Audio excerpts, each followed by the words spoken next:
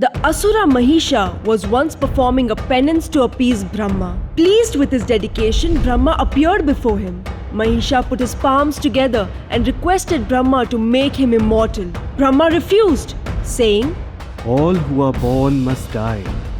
You cannot escape death." Mahisha did not want his penance to go waste, and so he came up with another plan. "If I must die, Lord, then let it be at the hands of a woman." Brahma granted his wish. As Mahisha saw Brahma leave for his home, he suddenly felt very powerful. "How can a woman, a helpless creature, kill me? You have as good as granted me the boon of immortality."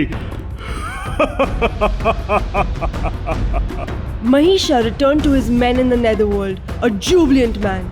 Certain that the Devas were powerless against him, his army set off to capture heaven. Indra met the army outside of Amravati, the god's capital. Indra reminded Mahisha that he had tried this before and failed, warning him that his attempts were futile. Mahisha's reply was bold and straightforward. "Indra, I have come to fight. Use your weapon, not your tongue." And so began a fierce battle between the Devas and the Asuras. Severely beaten, the Devas had to flee, leaving Mahisha to ascend Indra's throne. "I am the Lord of Lords. Henceforth, I alone shall be worshipped." Mahisha's men would harass the priests who continued to worship Vishnu or Shiva. The Devas all gathered at Kailash, Shiva's abode, to discuss the menace of Mahisha. As the Devas spoke, an intense light came forth from the enraged faces of Shiva, Vishnu and Brahma. It was soon joined by the lights from the eyes of Indra and the other Devas. And from that very light came out a woman with 1,000 arms. This was none other than Devi Durga. Shiva drew forth his own trident and offered it to Durga. Vishnu, Indra and the other Devas also offered Durga their weapons. Durga, now armed with weapons from celestial beings, mounted a lion and let out a blood-curdling roar.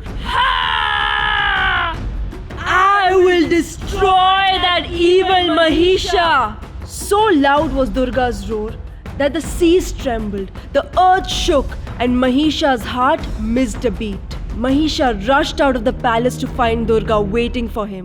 Durga raised her weapons and thundered, "I have come here to fulfill Brahma's boon. You wanted to die at the hands of a woman, didn't you?" Mahisha stepped back and summoned his men. The Asura army charged towards Durga, flinging all their weapons at her in anger. Durga took a deep breath, and as she let out that breath, 1,000 soldiers appeared to fight by her side.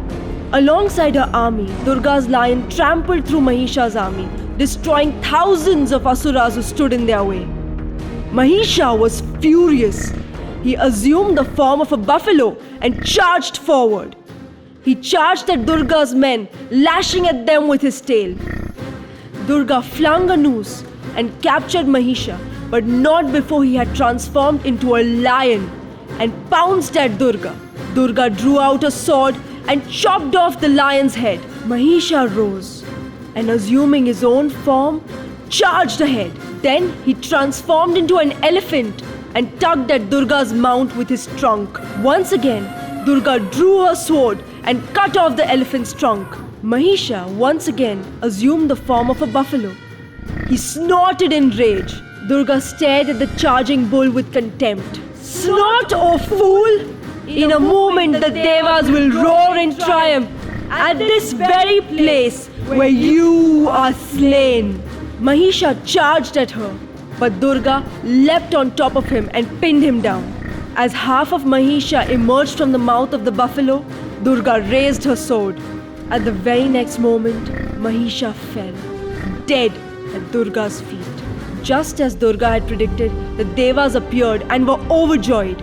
They sang her praises out loud. "O Durga, upholder of virtue, destroyer of evil, we humbly salute you. O Devi, continue to protect us." And even today, Maa Durga continues to protect us from all evil.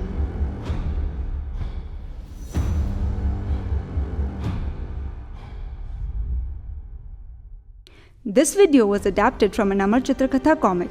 If you liked it, then click on the button above to buy this or any other book from Amar Chitra Katha.